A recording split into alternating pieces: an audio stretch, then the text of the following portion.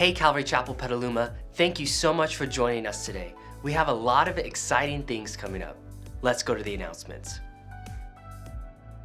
Well, hey church, hopefully by now you've heard about June 20th, and if you haven't, I want to make sure you do. Why is that date important to us?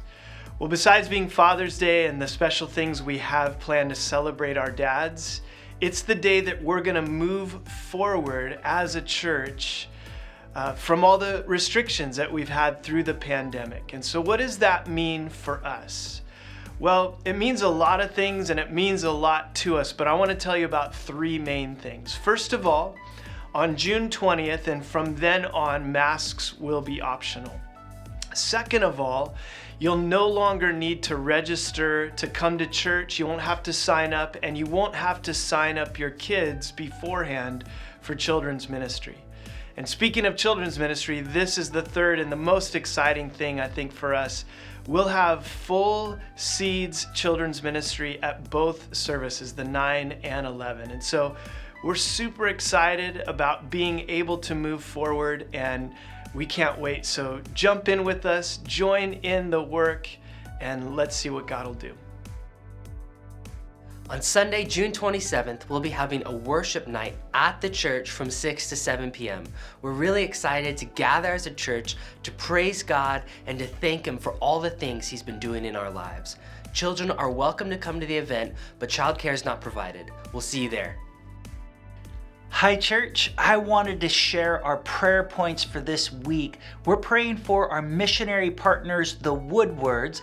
They're in the UK working with Bible translators in Tanzania through Wycliffe. Let's lift up Mark, Laura, and baby Mabel. And our church of the week is Hillside. We want to pray for their congregation there and Pastor Doug Manson. Now let's go to the service. Well, hey everybody, we are here, Pastor Wes, Pastor Danny, Pastor Zach, and we are recording the last online service for this season. As a lot of you know, through the pandemic, we had to get really creative in how we could gather and stay connected. And so we started several different versions of online services and church at home.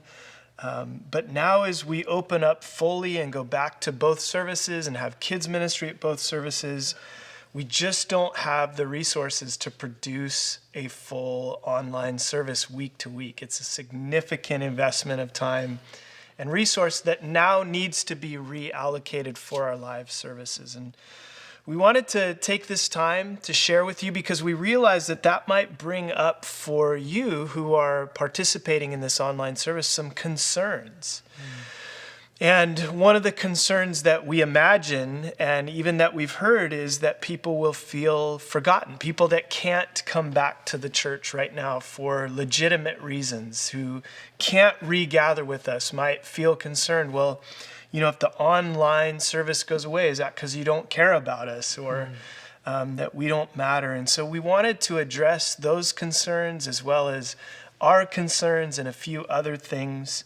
And this was the perfect time to do it because in our live services this weekend, June 13th, Pastor Dominic from Portland will be with us and he'll be sharing the message, but he doesn't get in time to record that for the online service. So we thought we'd take advantage of the opportunity as pastors here to share our hearts with you and hope that you'll receive this and that we'll be able to communicate some helpful things. And we hope you will watch that too. I mean, that'll be up online for you to watch later on. Yeah. Good point. Yeah. The online service, what we mean by that is the service that's put together for Sunday morning online is going away. We won't have the resources to produce that anymore, but we still will be recording the Sunday morning teaching and putting that up Sunday afternoon. So really helpful clarification. So, you know, the concern that we imagine our online folks having is that they'll be forgotten. And I think we have some concerns also through this season. We have had concerns as pastors, and maybe Wes, you could share a little bit about some of the concerns that we've had too. Yeah, I think we really relate to that moment that we talked about a few weeks ago in Joshua 22, where Israel is in the land, but there's the tribes that are still on the eastern side of the river, and both sides feel these concerns. The eastern side is saying, will you forget about us? And the tribes that have come into the land are saying, are you going to drift away? Are you turning from the Lord? And I think that's a really good way of us putting our concern pastorally for you, is as we pull away from this version of church online and the things we've been doing, we'd be concerned, are you going to drift away? I think of Hebrews chapter 10. There's two verses I wanted to read for you, verses 24 and 25 of Hebrews 10. It says, let us consider how to stir up one another to love and to good works, not neglecting to meet together, as is the habit of some, but encouraging one another, and all the more as you see the day drawing near. And I think our drifting and that propensity we have to drift, to neglect the things God has called us to, is overcome by our participation. And so I want to express this concern to you. We don't want you to drift away. We don't want this to be the last time you're involved with Calvary Petaluma and you write us off and say you're doing your own thing, or to even just passively pull back, not on purpose, not because there's an issue, but just because things have shifted. And I think about, I've been trying to exercise 3 times a week. And I think about how easy it is to go from, I exercise 3 times a week and I have it down Tuesday, Thursday, Saturday, and like you miss one Saturday, and how easy is it to miss the next Tuesday, yep, and to miss the next Thursday, and just getting out of that rhythm a little bit can create such a drift. And you know, we've been doing this online church thing for 65 weeks now, which feels unbelievable. All the way back, we were just talking about, before we started recording, Zach, when you filmed the one teaching, I think you were right over there in the corner of the sanctuary and it was all dark. Only your face was lit up. Danny has it in his notes as dark emo Zach. That had to be referenced. So we've come so far, but in that I think we've created a habit of 65 weeks now that needs to shift a little bit. And I don't know what that looks like for you. I know some of you, there's a legitimate, real concern for your ability to gather. That as we pull back from this, you can't just enter into Sunday morning. And some of us maybe are just out of practice for gathering. But what I want to encourage you in is there's a danger for us if our only involvement in church is consuming. If we're coming together, there's a classic analogy that's used of the Sea of Galilee compared to the Dead Sea. And the difference being that the Dead Sea is dead because it's taking in, but it has no outflow. There's nowhere that it's involved in something else. It just collects and dies and dies. And so I think our concern for you, it's not a question of attendance. It's not a question of, are you going to fill a seat in this room at 9 a.m. on Sunday? But it's a question of participation. Are you involved in the body life?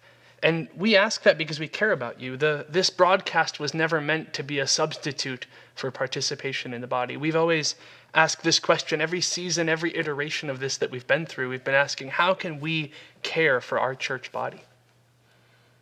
Yeah, and I think of it with that distinction between, you might be asking yourself, okay, are you talking about me? Am I a person who's in the wrong? And I think it's just so clear to me that some people won't be able to gather here. And that's been true at different times for different people and for a season for everybody, right? Everybody couldn't gather here. And the question was never like, oh, people aren't gathering here. Do they love Jesus? But the question is, how are you connected in?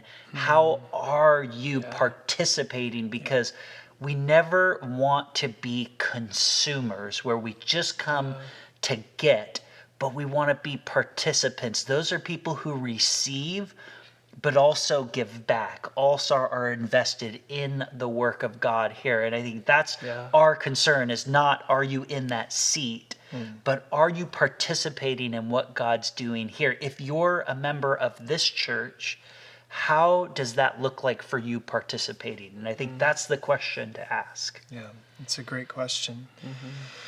I think it's good for us to communicate our concerns, and hopefully we're making this clear that we understand that there are always concerns that the body has, that people has as we make these changes and go through these transitions. And we have concerns also uniquely, I think, as pastors. And so it's good to share those concerns. And I think I think what would be good is to kind of move into talking about what we care about. Because I think as we talk about our mutual care, like these are the things that we care about. It's what relieves those concerns. And I think there's, whatever it looks like in this season through these changes for each one of us, I think there's so much that we can agree on and be unified about in terms of what are the priorities, what are the things that we really care about. So maybe Danny, share a little bit about what the real priorities are and always have been. Yeah, and when we talk about gathering here on Sundays, we're not talking about this place. I mean, devoid of people, these are just buildings. These are walls with empty space. And I think that's what we care about here at Calvary is people are the priority. And our care is for the people. And that has looked like different things throughout different seasons. From the church online where we're finding a way to interact during the service with each other, to church at home where people are gathering in smaller groups in their homes, to the phone calls that we made to everybody we could think of in the church. It's like, okay, who is this person? Are we connected with them? How are they doing? Because the people are what's important. That's what Jesus commissioned us to do, is not to be a building, but to be a people of God who are growing in our discipleship, who are disciples who make other disciples. And so as we continue on in this next season, and we're saying we care about people and we want to care for you, you've heard our concerns, and you might have a concern too. You might be concerned, well, if this is the last online sermon, then what does that mean, for me? Am I forgotten? Am I no longer part of this church? And we want to say definitively that even if you don't walk in this building on Sunday, you can still be a participating member of Calvary Chapel Petaluma. But a lot of that has to do with you. In fact, we've discussed, just because you walk into this room on Sunday, a 9 a.m. service and 11 a.m. service, that doesn't mean you're participating. Some people walk in, walk out, and we have no connection with them. That's not what really makes you part of our church. It's you participating. And so when we look at Joshua, where we've been over these last weeks, Joshua 22, I think, perfectly illustrates this tension where there are two sides. There's the tribes that are on the eastern side of the Jordan. There's the tribes on the western side, and there's this altar that's built. And the western tribes are like, oh no, they're worshiping God, a false god. We need to go out. And when they go and they investigate what's happening, the eastern tribes are like, no, we just never wanted our people to forget that we're part of what God is doing there. So we set this up to remember. And I think that's our heart, is that you wouldn't be forgotten and that you wouldn't forget that you're also a participant of what happens here. And I think that's what we saw in Joshua, is that there was a mutual commitment to one another, that they're saying, hey, we're committed to the work that God is doing here, and we always want to be a part of that. And so that's our care for you, is if you are committed to being a member of Calvary Petaluma, is we want to walk alongside you. And we might not have a online service that's produced for you, but that's like the smallest amount of the way that we are committed to the people in our church. I think all of those other factors, making phone calls, meeting up with people, like there was never a time people said church was closed definitively. Like nobody here was like, we're on vacation, church is closed. I feel like we're always ministering, always available, always ready to jump into what's going on in the lives of the congregation. Yeah, that's good. It's so good. I want to come back to that idea of commitment that you brought up in a minute. But Wes, as we were thinking about this time and the things that we wanted to share with you all that are watching online with us each week, I think we kind of were thinking in our minds in terms of three categories of people. There were people that maybe for legitimate health reasons or real concerns cannot be here. That's one group of people. And then there are people that I think through this time and through the transitions, like you said, maybe have just begun drifting, and it's just become more convenient to do it this way. And, we don't have to get dressed, and we don't have to really leave our couch, and we can watch it whenever we want. And then there's also some people we know that don't even live here. They live out of state or they live other places. And I think our care for each one of you that might be watching this might be a little bit different. The encouragement to each one of those groups might be unique. So what would you say to each one of those categories? Oh, that's a great question. I think the overarching thing, I think of what Jesus said, he kind of defined the things we should care about most when he said, love the Lord your God with all your heart, with all your soul, with all your mind, with all your strength, and love your neighbor as yourself. I think those are really participatory things. They're not casual, they're not convenience-based, they're not sideline things that we just observe.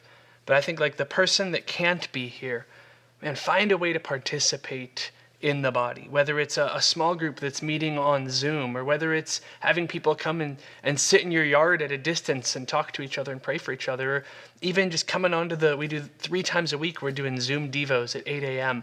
And we'd love to have you on there to join us, to pray with you, and just to invest in you that way.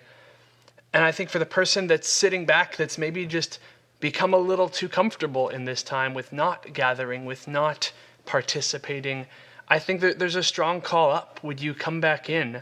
I think those muscles of gathering atrophy really quickly.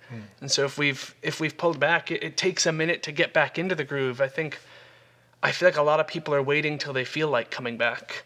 And I read something online the other day that was a really great challenge in that if we wait till we feel like it, I don't think we're just one day going to wake up and be like, oh, I think I'd like to go be at church again. Maybe we need to push past that and say, I'm going to reprioritize these things. And to the person that's watching this from a distance, man, that is so cool. I think early on I was watching a lot more of the metrics, and we'd see people in like 30 different states catching what we're doing online, and all over the world. We joked that we had campuses in Georgia and in Washington and all these different things that our church was able to minister to. And if that's you, that's so cool. We're so glad you're here. But let me challenge you in this, that isn't a substitute for going to church, for being part of a local community. And so please continue to use this as a supplement. Let this be something that encourages you, that builds you up. Maybe you listen to it on your drive to work or on a run every week, whatever that would look like. But find a church that you can get connected to where you are, that you can begin to mix in with the body and to be ministered to and to pour out as well. Man, that's so good. Not a substitute, but a supplement to truly be a participating member in the body life. Yeah. Really, really good. Danny, I want to come back to the idea of commitment. And I think, in this season, one of the challenges of COVID and all of the iterations and changes of this time has really been, I think, if what I need to do looks different from what you need to do for whatever reason, we really struggle to give each other the grace and to believe the best for one another in general, right? I mean, I think we think if someone's not doing it like I am, or they're not doing what I want, then they're not doing it right. And so I think there's one commitment underneath them all that brings a lot of resolve to the concerns that we carry. And I think it's the number one thing we should all care about. And if we agree on this, it really helps us get past that impasse. So when you think of commitments, Danny, what's the most important commitment? How would you put that? We talked about it last week in church. You brought this up in Joshua 23, verse 11. This is what Joshua is telling the Israel's leaders. Like, this is the most important thing. It's right at the middle, and I think the chapter hinges on this statement. In Joshua 23:11, it says, "Be very careful, therefore, to love the Lord your God." And we see this is not just something that was given for Israel, because when you go to the New Testament, Jesus affirms and confirms this when he's being questioned about what is the greatest commandment. That's Matthew 22:37 through 39. It says, "And he said to him, you shall love the Lord your God with all your heart and with all your soul and with all your mind. And so this is the greatest commandment. Our commitment is to the Lord. And that's where church is supposed to support our commitment to the Lord. That's good. That's the most important commitment, because whether you can be here or not in these next few weeks or months, or have been able to be here before, if we're all committed to that, if our number one concern, be careful, be filled with care to love the Lord, then that's going to unite us in the Spirit. And there'll be, I think, the grace for one another as we figure this out along the way, and the genuine care. And I think linked to that, of course, is the commitment to love each other, right? When Jesus was asked, what's the greatest commandment? He wasn't able to just give the one without the other. The second one has to come along with it. It has to be linked to it, which was, Wes, remind us that Love second. your neighbor as yourself. Yeah. I think you said something when we were talking earlier. Our commitment to the Lord causes us to care for each other. We can't claim this. That's what John said in one of his epistles. If you say that you love the Lord, but you hate your brother, he says you're lying to yourself. Yeah. So we're called to these mutually. Yeah. So here's the invitation to our online folks that have been watching and have been with us. We do care about you. We know that you have concerns, and we do too. And I think ultimately, if our number one care is to love the Lord and love each other, we're going to make it through this time, just like we've made it through these last 65 weeks and all the iterations of how we've gotten through this time. I think that's what will bind us together is the love for God and for each other. So we want to make this commitment to you in this invitation. If you're not able to come back to church right now, but you consider yourself a part of Calvary Chapel Petaluma, would you reach out to us? Would you make the commitment to the body in this way by reaching out, either by calling the church office or by emailing the church office and just saying, hey, I'm not able to be here right now, but I am with you. And the reason we're asking that is we want to care for you, and we want to care about you through this time, and we want to know those of you who are making that decision. And so our goal, our heart is, we talked about this from the story in Joshua 22, we want to make some sort of altar that can be between us, some sort of visual thing, just like the tribes on the east side and the west side, something visual that will remind us we are together in this, even though we're not able to be together physically right now. And so that's the invitation. Would you make that commitment? Would you email or call the office and let us know? And then we want to take those names and pray for you and remember you and reach out to you so that we stay connected through this time. So even though the online service is ending with this episode, we're here. We're loving the Lord, and we want to grow in our love for the Lord and for each other. And we want to serve and reach the world together in wherever God's called us to be and wherever we can be right now. So thanks for joining us through this time. We hope that you do continue to grow in your love for the Lord and in your faith, and in any way that we can serve you to that end, we want to. So love you guys. God bless you guys. And we look forward to where God's going to lead us from here. Take care. Well, for our application question for this week, we talked about two great commandments that Jesus gave to his followers: to love the Lord your God with all your heart, soul, mind, and strength. And the second is like it, to love your neighbor as yourself. And so would you ask the Lord to show you how you can enter? And those are lofty and those are big. Those are huge commitments. And we want to ask God, how do we enter into those things today? And especially for you with this online service, we want to reaffirm our commitment to you. But would you commit to the church here? Let us know that you're connected and you're walking along with us. And you can do that in two really simple ways. Either call the church office at our number, or you can email us at office@calvarypetaluma.org and let us know that you're here so we can serve you.